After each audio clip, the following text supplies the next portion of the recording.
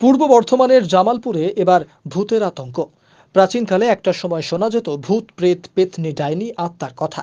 কিন্তু বর্তমানে বিজ্ঞানের উন্নয়নের যুগে সেই সব বিশ্বাসের বালাই অধিকাংশ মানুষের মধ্যে না থাকলেও কেউ কেউ অবিশ্বাসে উড়িয়েও দিচ্ছেন না। সাম্প্রতিক পূর্ব বর্ধমানের জামালপুর থানার অন্তর্গত হাবাসপুর এলাকার একটি ভিডিও সোশ্যাল মিডিয়ায় ভাইরাল হয়েছে। দাবি করা হচ্ছে ভিডিওটি ওই এলাকারই ভিডিও, যেখানে দেখা যাচ্ছে ভয়ঙ্কর একটি ছায়ামূর্তি, পরে সব অন্ধকার। এক মহিলার কণ্ঠে বুক ফাটা কান্নার আওয়াজ, ঘুঙুরের শব্দ। দাবি করা হচ্ছে এই ভিডিও কোনো একজন বালির লরির চালক তুলেছেন। ঘটনার অদূরে রয়েছে দামোদর নদের বালির খাদান। এই বিপদেও পড়েছেন লরির ড্রাইভার। তাদের নাকি গাড়ির হেডলাইট কেটে গেছে, টায়ার পাংচার হয়ে যাওয়ার মতো ঘটনাও ঘটেছে। এই তথ্যের সত্যতা খুঁজতে গিয়েছিলাম আমরা। গিয়ে জানতে পারি যেসব ড্রাইভারেরা এইসব ঘটনা দেখেছেন তারা ইতিমধ্যেই কাজ ছেড়ে দিয়েছেন। তবে এলাকাবাসীদের কারো কারো দাবি এসব মিথ্যে গল্প। কিন্তু কেন মিথ্যে গল্প?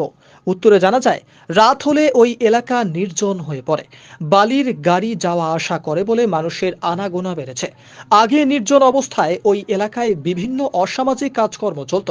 তবে পূর্ব বর্ধমান জেলার জামালপুর ব্লকের হাবাসপুর দাঁতপুর এলাকা দিয়ে গাড়ি আসা যাওয়ার কারণে দুষ্কৃতীরা সেই সব অসামাজিক কাজ করতে পারছেন না বলেই গল্প বানাতে পারে বলে মনে করেন স্থানীয়রা।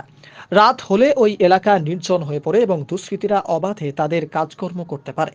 পাশাপাশি অবৈধ বালি কারবারিদের কাজকর্ম যাতে নির্দিষ্ট ধারায় অব্যাহত থাকে সেই মর্মেও ভূতের ভিডিওকে মূল অস্ত্র বানাতে পারে বলেও দাবি এলাকাবাসীদের। তবে অনেকেই আবার ভিডিওটিকে সত্য হতেও পারে বলে দাবি করেন। ভয়ঙ্কর ভিডিও ভাইরাল হওয়ার পর থেকে সন্ধে নামার পর সাধারণত গাড়ি ছাড়া কোনো জনমানুষের আনাগোনা ওই এলাকায় নেই বললেই চলে। বিজ্ঞান মঞ্চ ভিডিওর সত্যতা নিয়ে সন্দেহ প্রকাশ করেন। কিছু মানুষ তাদের স্বার্থ চরিতার্থ করতেই ভয়াল ভিডিও সমাজ মাধ্যমে ছড়িয়ে দিচ্ছে বলেও দাবি বিজ্ঞান মঞ্চের। এলাকাবাসীর দাবি পুলিশ প্রশাসন যথাযথ ব্যবস্থা গ্রহণ করুক, যাতে করে সাধারণ মানুষ অযথা আতঙ্কিত হয়ে না পড়ে।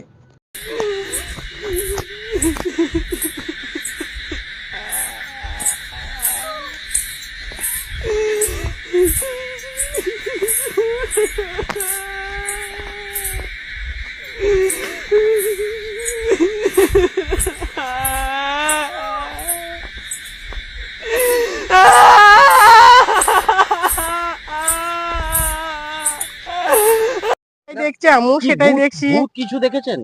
ভূতের মতনই তো লাগলো। আচ্ছা, এই জায়গাটা কোথায়? এটা 13 নম্বর।